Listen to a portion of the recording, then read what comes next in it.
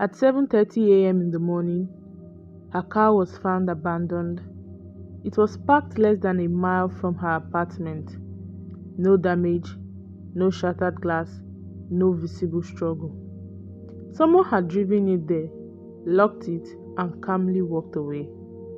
Security cameras captured the person who left it, but every single frame of that footage hid his face. Not blurred, not shadowed, hidden perfectly behind fence posts that blocked every clear angle. Frame after frame, step after step, as if the camera was never meant to see him clearly. And to this day, no one knows. Jennifer Kesse was 24 years old. She had recently been promoted at her job in finance. She had just purchased her own condo in Orlando, Florida. She is independent, responsible, organized. She had plans. Just days before she disappeared, she had returned from a vacation in the Virgin Islands with her boyfriend. They had talked about their future together. She was excited about her new role at work. Her condo was her first major purchase, a milestone she was proud of. She spoke with her boyfriend every night before bed. She talked regularly with her parents. Her life was structured. Every weekday followed nearly the same rhythm. Wake up around the same time, get ready for work, leave at roughly the same hour, drive the same route. She often stopped at the same Starbucks, parked in the same general area as well. Predictable, comfortable, stable, and predictable routines create patterns. Patterns that, if observed long enough. On the morning of January 24th, 2006, Jennifer never made it to work. At first, co-workers assumed she was running late, but as the hours passed, concern grew. Her phone went straight to voicemail. Her family tried repeatedly, nothing. Jennifer was not impulsive. She wasn't reckless either. She didn't disappear without explanation. When her parents entered her condo later, nothing appeared violently disturbed. Her bed had been slept in, her shower appeared used, her purse was gone, her cell phone was gone, but her briefcase was still there. Her keys to the condos were inside. Her personal belongings were still there. It felt as though she had simply stepped out for a moment. The next day, her car was located at another condo complex, close enough to walk from her home, but far enough to suggest intention. The car was parked neatly, the mirrors were intact.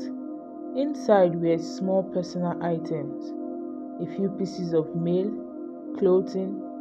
Nothing suggested a chaotic struggle inside the vehicle, but something was off. The driver's seat had been adjusted, as if someone else had been behind the wheel, someone who needed it slightly farther back. Forensic teams processed the vehicle.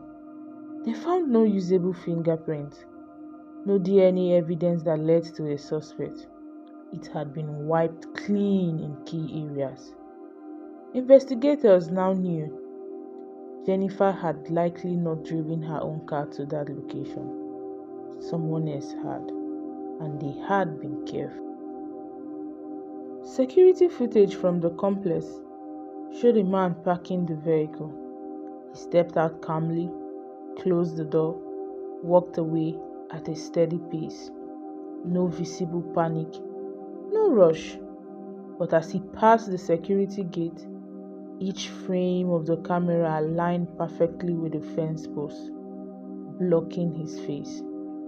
The timing was almost unbelievable. The camera caught his body, his clothing, his general build. Analysts estimated his height between 5'3" and 5'5". He appeared to be wearing light-colored clothing. but never a clear look at his face. Investigators later described it as an extraordinary coincidence, but critics questioned that explanation. Was it random, or did he know where the blind spots were? Had he walked that route before? Studied the camera angles? Timed his steps? There was something else that made the situation more unsettling. Jennifer had mentioned to her family that she sometimes felt uncomfortable. Construction workers had been renovating parts of her condo complex for months. Unfamiliar faces appeared daily. Work crews came and went. Some units were being painted, others were having balconies repaired. She had noticed unfamiliar people around the area. She told her loved ones that she occasionally felt watched. Nothing concrete, no direct threat, just a feeling, a sense that someone's attention lingered longer than it should have. In one conversation, she mentioned that workers would sometimes make comments as she walked by. Nothing overtly threatening, but enough to make her uneasy. Other residents had voiced similar concerns. Police later questioned multiple workers from the construction crew. Some had criminal backgrounds. Others had already left the state by the time investigation tracked them down. Was someone learning her schedule? Not for days, not for weeks, but for months. Police explored every angle: stranger abduction, someone nearby, someone familiar, a targeted attack, a crime of opportunity. Multiple persons of interest were questioned. Polygraphs were conducted. Timelines were reconstructed minute by minute. The distance from her condo to where the car was found was carefully mapped. It was approximately 1 mile, a 12-minute walk. The path the suspect walked after leaving the car was analyzed repeatedly. Enhancements were made to the footage. Federal agencies were brought in. The image was sent to specialists. Advanced software was used to try and fill in the gaps. Still, the fence post continued to conceal the one detail that mattered most: his identity. Jennifer's family never stopped searching. They hired private investigators. They created a foundation in her name. They appeared on national media, appealing for information.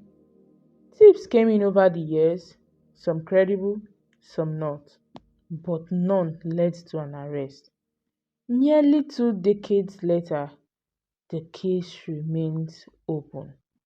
No confirmed suspect, no arrest, no definitive explanation, and the image remains frozen in time.